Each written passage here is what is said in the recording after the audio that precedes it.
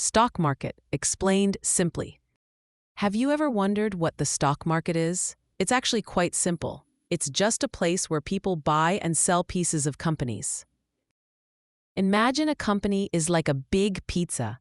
That pizza is divided into many slices. Each slice of that pizza is called a stock or a share. When you buy a stock, you're buying a small piece of that company's pizza.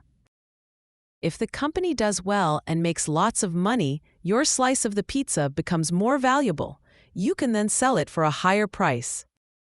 But if the company doesn't do so well, your slice might become less valuable, so it's a bit of a risk, but also a chance to grow your money. People use the stock market to invest their money.